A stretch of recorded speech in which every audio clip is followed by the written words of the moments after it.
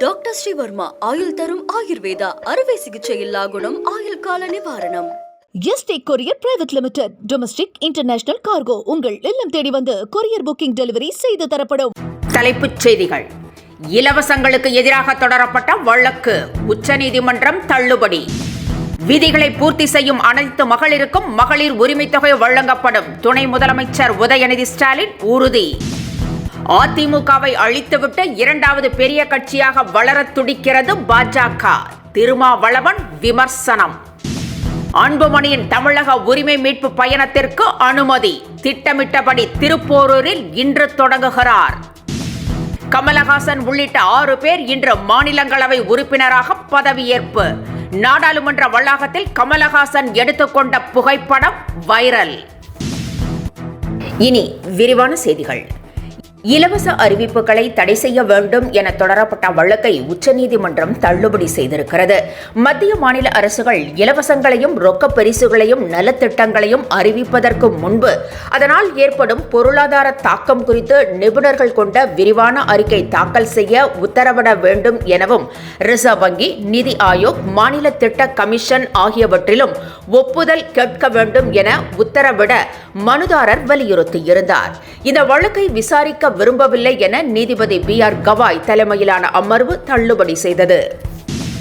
விதிமுறைக்கு உட்பட்டு வரும் அனைவருக்குமே மகளிர் உரிமை தொகை நிச்சயம் வழங்கப்படும் என்று துணை முதலமைச்சர் உதயநிதி ஸ்டாலின் தெரிவித்திருக்கிறார்.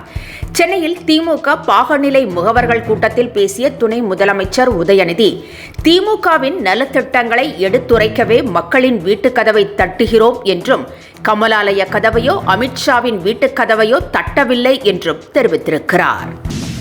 விசிகாவுக்கு அதிக சீட் தருவதாகவும் துணை முதலமைச்சர் பதவி தருவதாகவும் எந்த நேரத்திலும் சொல்லவில்லை என EPS பதிலடி கொடுத்திருக்கிறார். அதிமுக ஆட்சியில் தொடங்கப்பட்ட திட்டங்களை அரசியல் காழ்ப்புணர்ச்சி காரணமாக திமுக அரசு கிடப்பில் போட்டதாகவும் EPS குற்றம் சாட்டியுள்ளார். இதனிடையே EPSக்கு ஆட்டுக்குட்டி ஒன்று பரிசாக அளிக்கப்பட்டது பேசு பொருளாகி இருக்கிறது. புதுக்கோட்டை மாவட்டம் ஆலங்குடியில் முன்னாள் அமைச்சர் விஜயபாஸ்கர் ஆட்டுக்குட்டியை பரிசாக வழங்கினார். அண்ணாமலையை பதவியில் இருந்து நீக்கிய பிறகு பாஜகவுடன் அதிமுக கூட்டணி அமைத்ததை இது சுட்டிக்காட்டுவதாக நெட்டிசன்கள் கலாய்க்கின்றனர். தமிழகத்தில் அதிமுகவை அழித்துவிட்டு இரண்டாவது பெரிய கட்சியாக காலூன்ற பாஜக திட்டமிட்டிருப்பதாக திருமாவளவன் குற்றம் சாட்டியுள்ளார். விசிகாவை திமுக இப்பொழுது பாதி விழுங்கிவிட்டதாக EPS கூறியிருந்தார். இதற்கு பதிலடி கொடுத்துள்ள திருமாவளவன், திராவிட கட்சியான அதிமுக வலுவாக இருக்க வேண்டும் என்பதுதான் தங்களது நோக்கம் என்றும், அதிமுக பாஜக கூட்டணியை உடைக்க வேண்டும் என்பது தங்களது நோக்கம் அல்ல என்றும் தெரிவித்திருக்கிறார். கமலஹாசன் உள்ளிட்ட 6 பேர் இன்று புதிய மாநிலங்களவை உறுப்பினர்களாக பதவியேற்கின்றனர். தமிழகத்திலிருந்து தேர்வு செய்யப்பட்ட வைகோ, அன்புமணி உள்ளிட்டோரின் பதவிக்காலம் நிறைவடைந்ததை ஒட்டி தமிழகத்திலிருந்து புதிதாக 6 பேர் தேர்வு செய்யப்பட்டுள்ளனர். இதில் திமுகவைச் சேர்ந்த சல்மா, சிவாஜிலிங்கம், வில்சன் மற்றும் கமலஹாசன் ஆகியோர் தேர்வு செய்யப்பட்டுள்ளனர். இதேபோல அதிமுகவில் இருந்து இன்பதுரை, தனபால் ஆகியோர் தேர்வாகினர். இவர்கள் இன்று புதிய உறுப்பினர்களாக பதவியேற்றுக் கொள்கின்றனர். இதனிடையே நாடாளுமன்ற வளாகத்தில் கமலஹாசன், மத்திய இணையமைச்சர் எல் முருகன், திருச்சி சிவா, வில்சன் உள்ளிட்டோருடன் சேர்ந்து எடுத்துக்கொண்ட புகைப்படம் வைரலாகி வருகிறது. கோவில் நிலத்தில் வசிக்கும் ஏழைகளுக்கு இலவச பட்டா வழங்கப்படும் என EPS தேர்தல் வாக்குறுதி அளித்திருப்பதற்கு இந்து முன்னணி கடும் கண்டனம் தெரிவித்திருக்கிறது. ஏற்கனவே இந்துக்களின் மனம் புண்ணாகி உள்ள நிலையில் EPS வெந்த புண்ணில் வேலை பாய்ச்சுவது போல இருப்பதாக அந்த அமைப்பு தெரிவித்திருக்கிறது. அரசியல் சுயலாபத்திற்காக கோவில்களையும் அதன் மூலம் கலாச்சாரத்தை காவு கொடுப்பதையும் பக்தர்கள் தடுத்தே தீர்வார்கள் என்றும் கூறியிருக்கிறது. பாமக தலைவர் அன்புமணி இன்று திட்டமிட்டபடி தமிழக மக்கள் உரிமை மீட்பு பயணத்தை தொடங்குகிறார். திருப்போரூரில் இருந்து அவர் பயணம் மேற்கொள்கிறார்.